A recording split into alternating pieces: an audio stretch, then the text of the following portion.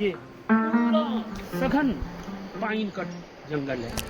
इस रामगढ़ के अंदर ये जो जंगल है, मैं कह सकता हूँ ये एक छुपा हुआ जंगल है जिस पर आमतौर पर पर्यटक आते नहीं हैं। मुझे संभल के उतरना है, ये टूटी है यहाँ से।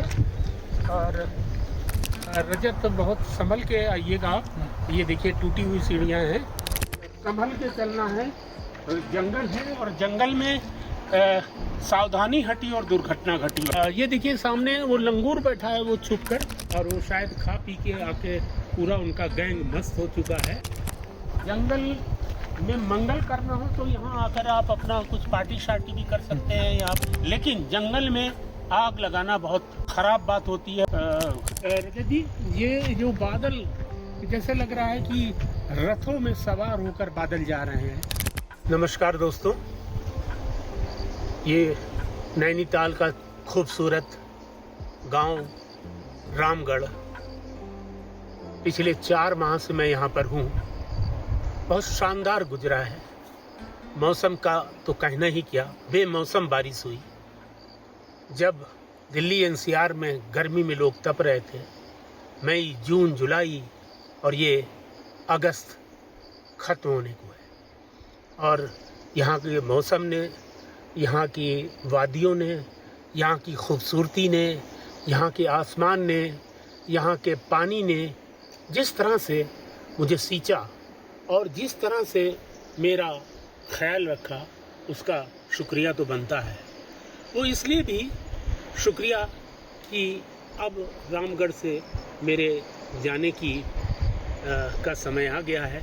बस 2-3 दिन बाद मैं रामगढ़ से विदा ले रहा हूँ, और शायद ये मेरा रामगढ़ से अंतिम वीडियो हो, क्योंकि अब जब हम दिल्ली पहुँचेंगे तो वहाँ की भागदौड़, वहाँ की आपाधापी, वहाँ का भोजन, वहाँ के ढाबे, वहाँ का स्कूल, वहाँ के क्लासेस, तमाम सारी अब दूसरी दुनिया की ओर मैं अपने इस प्रदीप सौरभ व्लॉग्स में आपको लेके चलने की कोशिश करूँगा।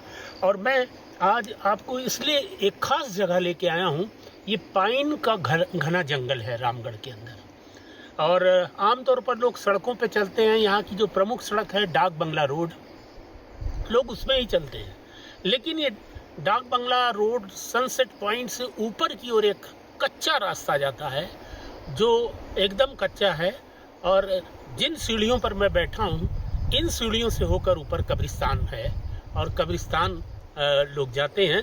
मैं इन सीढ़ियों से उतरने के बाद आपको पाइन के घने जंगलों और यहाँ का दृश्य दिखाऊंगा, और आपको भी अच्छा लगेगा कि ये पाइन के जंगल कितने खूबसूरत होते हैं।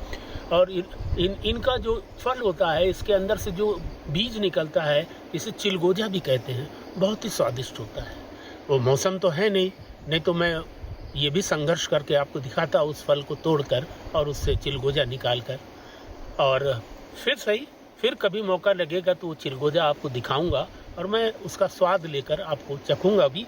तो अब मैं पाइन के जंगल की ओर बढ़ूंगा, और ये सीढ़ियाँ जो कब्रिस्तान से नीचे की ओर जा रही हैं, और इन सीढ़ियों से उतरते हुए मैं आपको पाइन के जंगल की ओर ले चल रहा हूँ। ये देखिए सीढ़ियाँ बनी हुई हैं, और बड़ी ऊंची नीची सीढ़ियाँ हैं, संभल कर चलना है।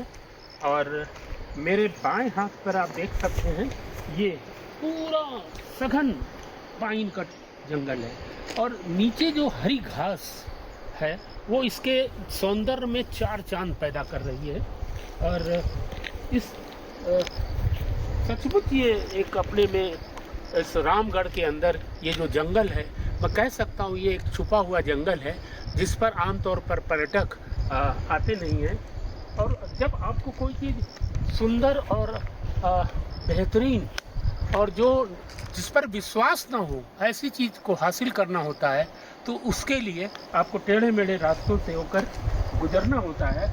और ये मेरे साथ इत्तेफाक और सौभाग्य भी है कि मैं रामगढ़ में दिखने वाली किसी भी पगडंडी में, कहीं पर भी, किसी भी गांव में चला जाता हूं, और एक से एक खूबसूरत नज़ारे देखने को मिलते हैं। और मैं ये सीढ़ियाँ उतर रहा हूँ, थोड़ा मुझे संभल के उतरना है, ये टूटी हैं यहाँ से। और हमारे साथ यहाँ की युवा साथी, हमारे नौजवान मित्र रजत जी भी हैं, जिनको आज मैंने अपना मोबाइल कैमरा करने के लिए दे रखा है। रजत बहुत खूबसूरत हैं और MCA कर रहे हैं, पढ़ने भी बहुत अच्छे हैं और अपने पिताजी के व्यापार में भी हाथ बढ़ाते हैं और बहुत हंसमुख हैं। इनका चेहरा हमेशा मुस्कुराता ही रहता है।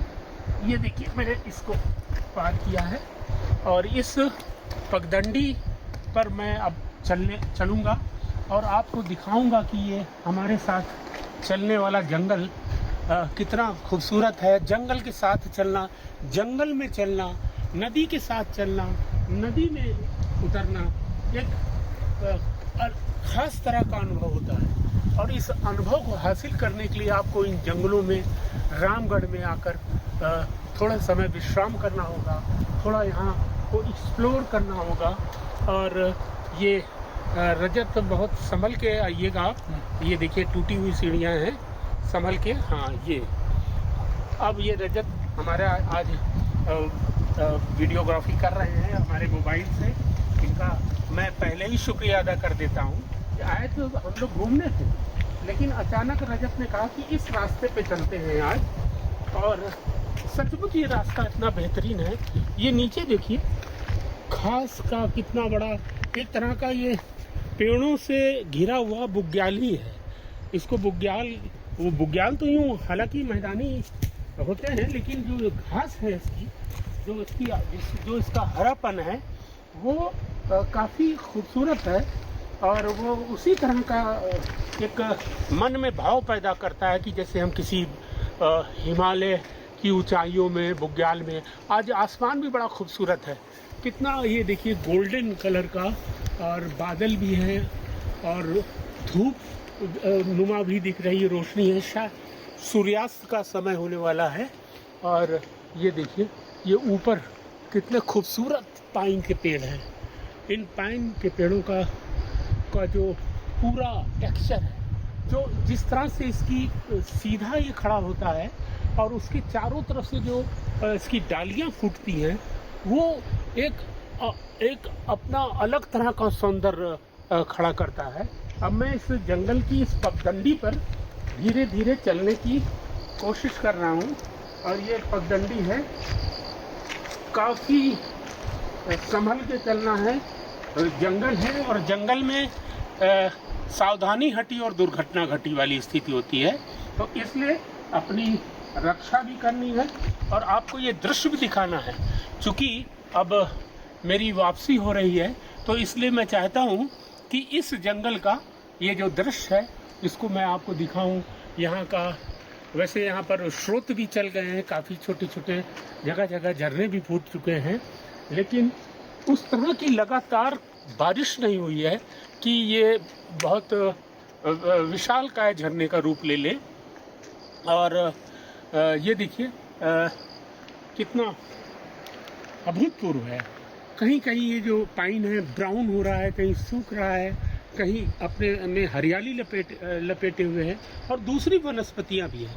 बायोडाइवर्सिटी का एक नमूना है ये जंगल कि विभिन्न वनस्पतियां यहाँ पर हैं और वो जो सहअस्तित्व होता है एक साथ रहने का, वो एक साथ रहती हैं, पनपती हैं, एक दूसरे को पनपाने में सहयोग भी करती हैं ये वनस्पतियाँ, विभिन्न तरह की वनस्पतियाँ और फूल।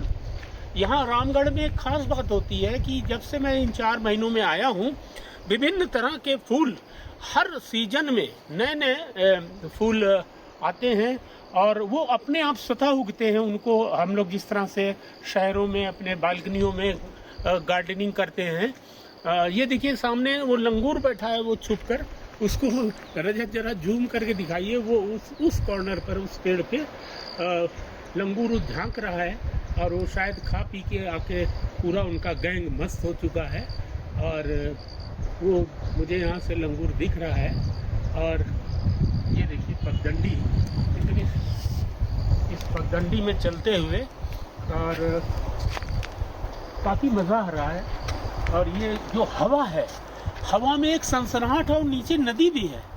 वो जहाँ पर आपको एकदम नीचे दिख रहा है आखिरी अंतिम जो पाइन ट्री, उसके नीचे नदी बह रही है और उसकी जो पानी और जो पत्थरों से लड़ रहा है उसका पानी, वो जो घड़घड़ाहट जो एक पैदा कर रही है ये नदी, एक खास तरह का संगीत को उपजा रही है।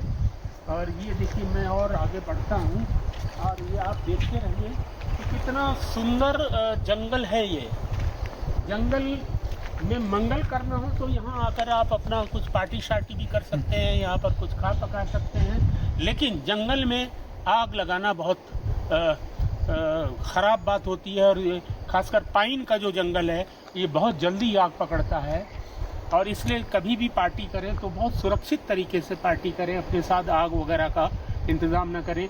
वो देखिए इन पेड़ों के बीच से जो बादल जा रहे हैं, ये दिखा रजत जी, ये जो बादल जैसे लग रहा है कि रथों में सवार होकर बादल जा रहे हैं, और हजारों घोड़े इनको हाँक रहे हैं। ये बादल किस तरीके से एकदम पूरे अश्व की वेग से बढ़ रहे हैं, ये कहाँ जाके बरसेंगे और कहाँ जाकर इनका ये किसको धन्य करेंगे, किस धरती, सूखी धरती को, प्यासी धरती को जल देंगे और जीवन देंगे। तो ये देखिए मज़ेदार जंगल है, और इस जंगल के साथ मैं आपको ले चल रहा हूँ। ये देखिए ऊपर नीचे चारों तरफ जिधर भी आप अपनी नज़र घुमाते हैं, सौंदर्य इस तरह का है कि इस सौंदर्य के बारे में मतलब कभी लोगों के पास भी शब्द नहीं होंगे। मैं कोशिश कर रहा हूँ कि इनको शब्दों में बयां करूँ, लेकिन शब्द हैं कि वो बार बार हलक से उतरते ही नहीं हैं, जहन में भी नहीं आ रहे हैं कि इस खूबसूरती को, इस सौंदर्य को मैं किस तरह से अभिव्यक्त करूं। तो मुझे लगता है कि जो आँखों की अनुभूति या आँखों से जो देखा जाता है वो ही अभिव्यक्ति होती है, और हर आँखों से देखी हुई चीज़ को के लिए शायद शब्द नहीं होते हैं। जो देखना, जो आँखों में आप भर लेते हैं, कई बार कैमरा भी उस चीज़ को नहीं पकड़ पाता है। तो दोस्तों, ये था पाइन का जंगल, और ये हवा, ये आसमान, ये उड़ते हुए बादल, और ये सूर्यास्त का समय, ये मैंने आपको आज के वीडियो में दिखाया है, और शायद ये मेरा अंतिम वीडियो होगा इस रामगढ़ का। अब हम आपसे मिलेंगे दिल्ली, तब तक के लिए प्रदीप सौरभ का नमस्कार, धन्यवाद।